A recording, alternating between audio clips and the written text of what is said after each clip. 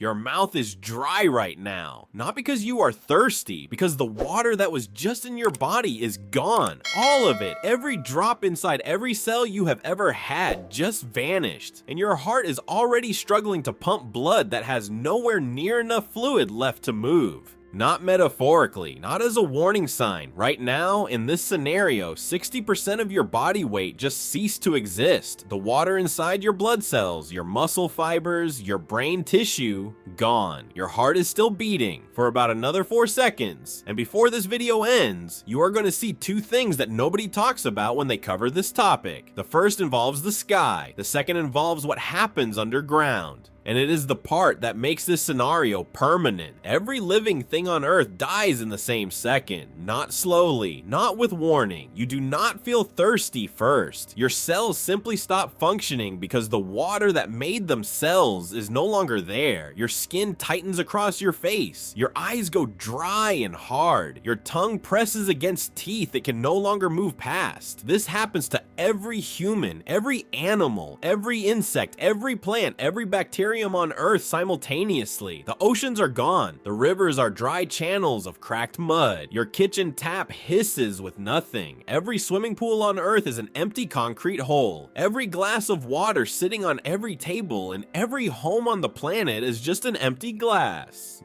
The ground starts to crack. Soil without water loses its structure almost immediately. The top layer of Earth across every continent begins to shift and fracture. Roads split. Building foundations that were set in hydrated soil now sit on powder. In cities built near former coastlines, the ground simply collapses inward where the ocean floor used to press against it. You might assume the biggest problem is thirst. It is not thirst. Nobody left alive to feel thirst. The biggest problem now is physics, and physics does not care that everyone is already dead.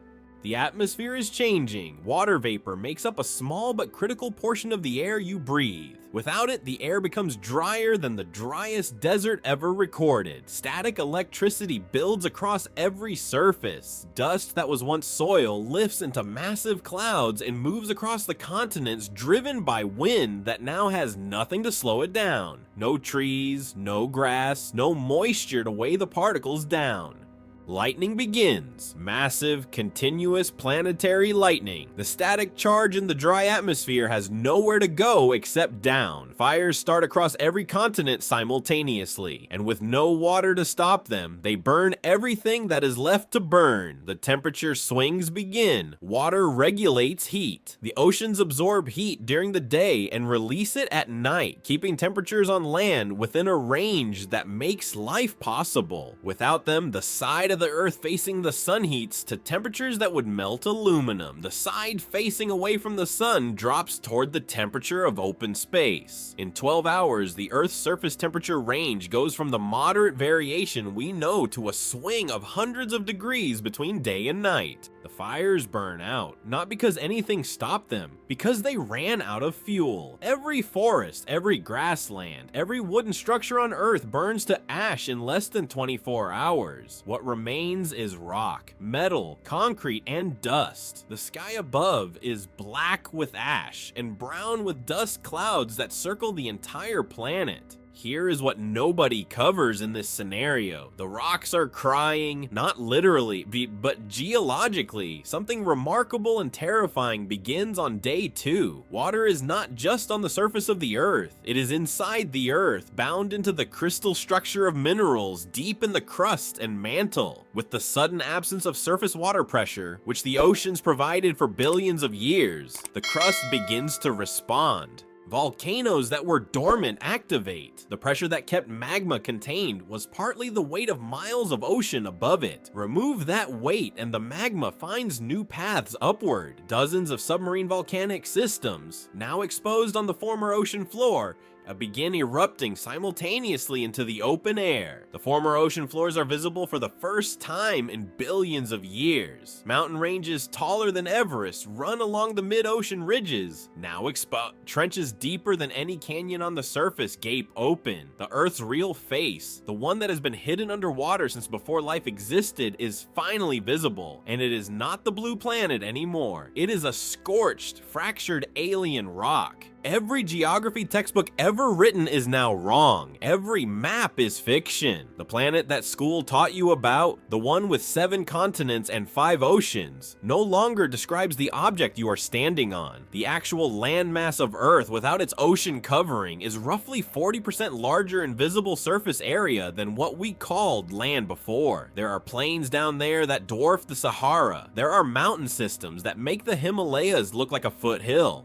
The atmosphere is unrecognizable. The dust storms that started on day 1 have not stopped. They have grown. With no moisture to settle the dust and no vegetation to hold the ground, the storms circle the planet in bands, grinding exposed rock into finer and finer particles. The sky is permanently orange-brown. There is no blue. There are no clouds. Clouds require water vapor to form. The sky of Earth without water looks like the sky of Mars. Something unexpected happens underground. Deep in the mantle, water that was chemically bound into rock for billions of years begins to release. The heat from increased volcanic activity breaks the chemical bonds holding water molecules inside certain minerals. Steam vents from thousands of new fissures across the planet's surface. Not enough to fill an ocean, not even close, but enough to create a thin, hot, toxic atmosphere of steam and volcanic gas that settles into the lowest former ocean basins. The twist arrives here, and it reframes everything. Earth is not unique in having lost its water. Mars had oceans. Billions of years ago, Mars was covered in liquid water, rivers, lakes, possibly shallow seas. Then something happened. The water disappeared. Scientists still debate exactly why, but the leading theories involve the loss of Mars's magnetic field, which allowed solar wind to strip the atmosphere, which allowed the water to evaporate into space.